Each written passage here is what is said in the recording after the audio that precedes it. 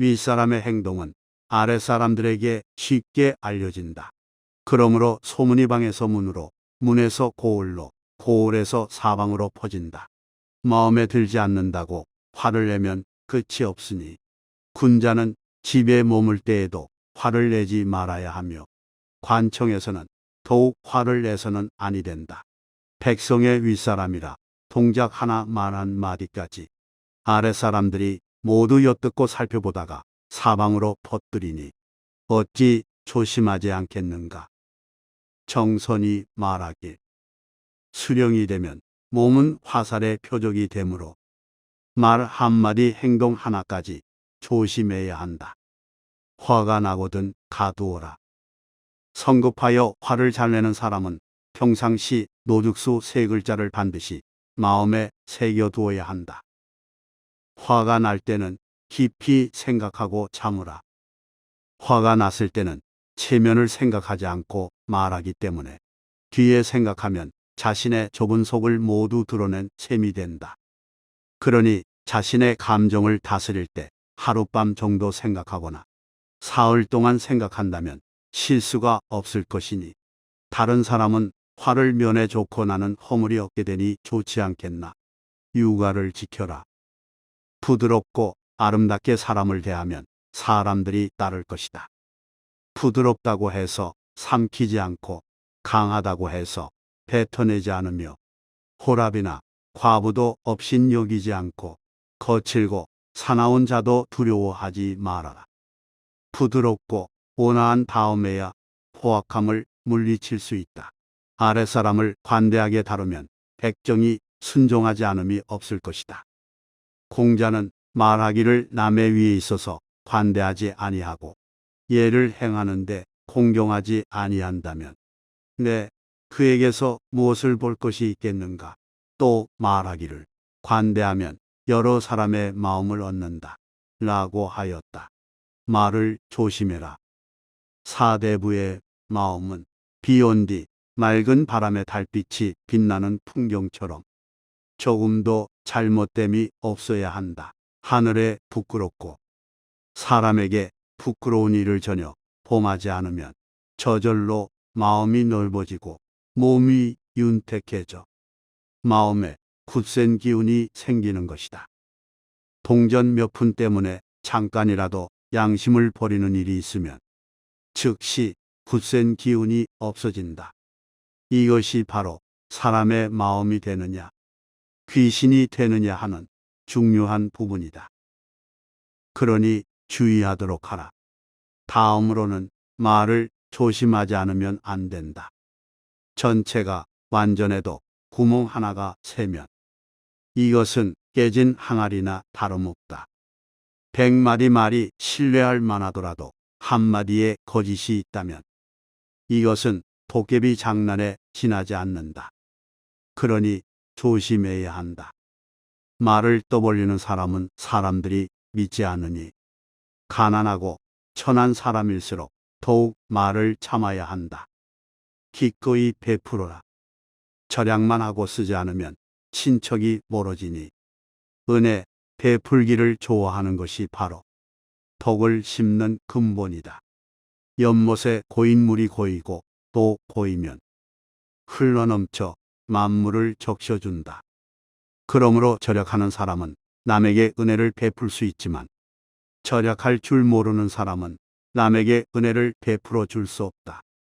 기생을 불러 검은 곳 하고 비리 불고 비단 옷 입고 높은 말에 좋은 안장을 얹어 타며 상관에게 아첨하고 힘있는 권문세족들에게 뇌물을 바치는 비용이 하루에도 수만 전이 넘고 1년 동안에는 1000억 전이 되는데 친척들에게 무엇으로 베풀 수 있겠는가. 아껴 쓰는 일은 기꺼이 베풀기 위한 근본이다. 사람이 절약만 하고 베풀지 않으면 인색하게 되고 인색하면 가족도 친척도 백성들도 멀어지기 마련이다. 따라서 베푸는 것이 중요하다.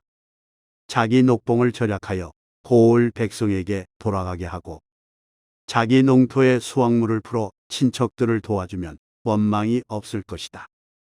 집안을 먼저 바르게 다스려라. 자기 몸을 바르게 가진 후에 집안을 바로 다스릴 수 있고, 집안을 바로 다스린 후에 나라를 다스릴 수 있다는 것은 천하의 공통된 원칙이다. 그러니 그 고을을 잘 다스리고자 하는 자는 먼저 그 집안을 바르게 다스려야 할 것이다. 한 고을을 다스리는 것은 한 나라를 다스리는 것과 같다. 자기 집을 잘 다스리지 못하고 어떻게 한 고을인들 다스릴 수 있을 것인가? 집안을 잘 다스리는 데는 몇 가지 요점이 있다. 첫째, 데리고 가는 사람의 수는 반드시 법대로 해야 하고, 둘째, 치장은 반드시 검소해야 하고, 셋째, 음식은 반드시 절약해야 하며, 넷째, 규문은 반드시 근엄해야 하고, 다섯째, 청탁은 반드시 끊어버리지 않으면 안 되고, 여섯째, 물건을 사들이는 데는 반드시 청렴해야 하는 것이다. 어린이를 보살피라. 어린이를 보살피는 일은 선왕들의 큰 정사로서 역대의 임금들이 지켜서 법령으로 삼고 있다. 주외의 대다수의 보식 정책으로 만민을 기른다고 하였으니 그 첫째가 어린이를 자해하는 일이고, 둘째가 양로하는 일이고, 셋째가 공궁한 사람이 떨치고 일어나게 하는 일이라고 하였다. 백성들이 공궁하게 되면 자식을 낳아도 거두지 못하니 그들을 타이르고 아이들을 길러서 우리 자녀들을 보존케 해야 할 것이다. 흉년든 해에는 자식 내버리기를 물건 버리듯 하니 거두어주고 길러주고 백성의 부모 노릇을 해야 할 것이다. 우리나라의 법에도 거두어 기른 아이를 자식으로 삼거나 노비로 삼는 것을 허락하였으니 그 조례가 상세하고 치밀하다.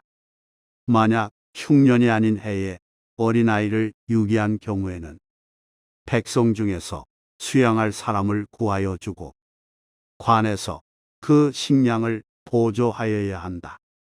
백성들이 수령의 떠남을 매우 애석히 여겨 길을 막고 머무르기를 원하는 일은 역사책에 그 광의가 전해져 후세를 밝히는데 이는 말과 표정으로만 되는 일이 아니다. 백성들이 대궐에 달려와 그 유임을 애걸하면 이를 하락하여 민정에 순응하는 것은 옛날에 건선하는 큰 방법이다. 수령의 명성이 높이 나서 혹 이웃 고을에서 그를 수령으로 모시기를 빌거나 혹 두 고을이 서로 수령으로 모시려고 다툰다면 이는 어진 묵민간에 빛나는 가치인 것이다.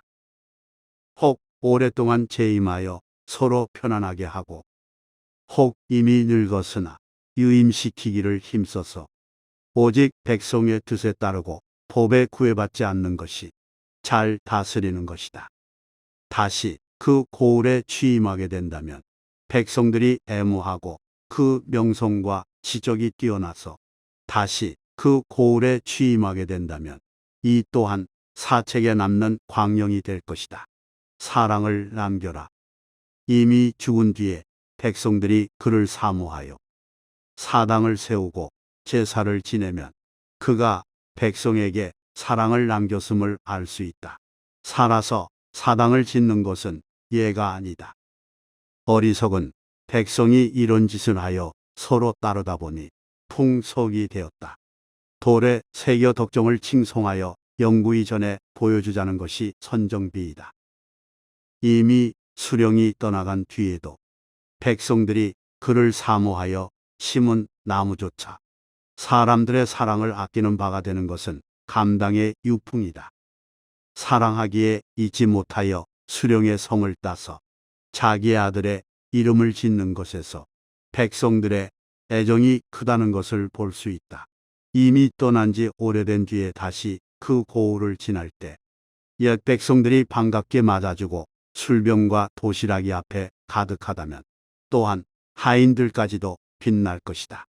어진 사람이 가는 곳에 따르는 자가 저작거리 같고 돌아와도 따르는 자가 있으면 덕이 있다는 증거이다. 무사람의 칭송함이 오래도록 그치지 않으면 그가 정사한 것을 알 수 있을 것이다.